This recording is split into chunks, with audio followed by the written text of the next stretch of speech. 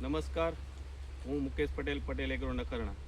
આજે અમે ખીરસરા તાલુકો નખત્રાણા મહેન્દ્રભાઈની વાડી પર આવ્યા છીએ આજે. તો આ એક એરિયા એવો છે ખીરસરા રોવા, જે વેસલપરની બાજુમાં છે, બરાબર. એ આખો એક આંબાનો પોકેટ કહી શકાય.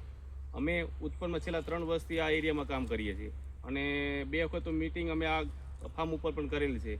તો આપણી સાથે પ્રગતિશીલ ખેડૂત, આપણે એને પરિચય લઈશું પહેલાં, પછી આપણે કંપની વિશે તથા પ્રોડક્ટ વિશે આપણે થોડીક વધારે ડિટેલમાં લઈશું એમની પાસે. તો મહેન્દ્રભાઈ, તમારો ફૂલ પરિચય આપો. રામ રામ.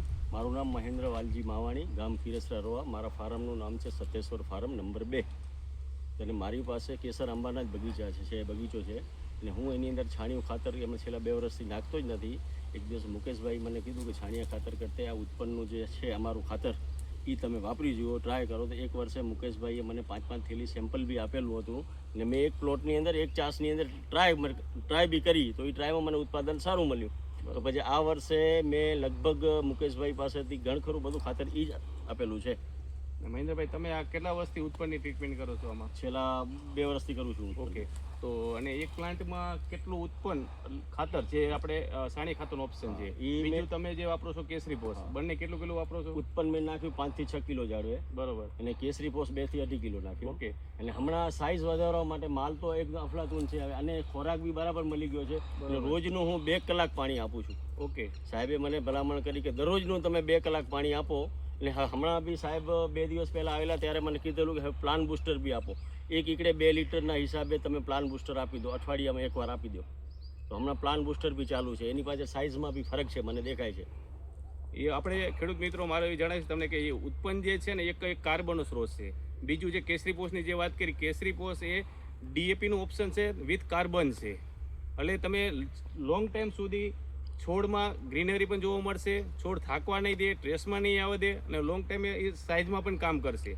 ને લાસ્ટમાં જે વાત કરી એમણે, અત્યારે એકર પાછળ 5 લીટર જે પ્લાન્ટ બૂસ્ટર વાપરવાનું, એક ઉત્પન્નનું એક લિક્વિડ ફોર્મમાં છે એ એટલે તાત્કાલિક બૂસ્ટ તરીકે કામ કરશે એ રહ્યું. આપણને તમે ગયા વર્ષે પણ સારો માલ બનાવ્યો હતો, આ વર્ષે પણ સારો માલ છે. એને ગયા વર્ષે બી જે એ ઉત્પન્નનું મેં ખાતર નાખ્યું હતું, મેં ચેક બી કરાવ્યું હતું, 100% ઓર્ગોનિકમાં આવેલું હતું. હા, બરોબર. તો તમે હવે બીજા ફાર્મને કહી શકાય, કહી શકું છું કે આ વાપરો, ઓછું વાપરો પણ આ વાપરો. બરોબર.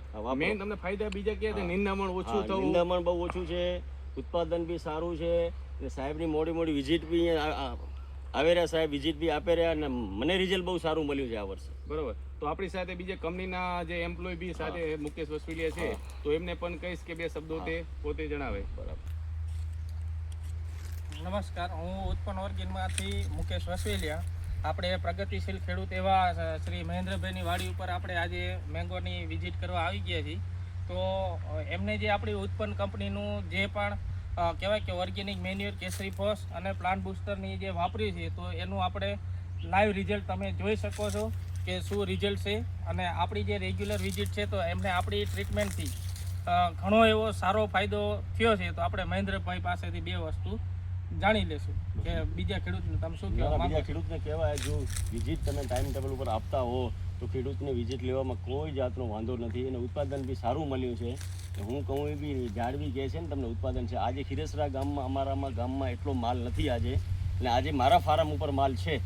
ઉત્પન્ન સિવાય બીજું તો મેં કાંઈ યુઝ કર્યું નથી. તો મહેન્દ્રભાઈનો પણ ખૂબ ખૂબ આભાર, અને ઉત્પન્ન કંપની વતી પણ એમનો ખૂબ ખૂબ આભાર.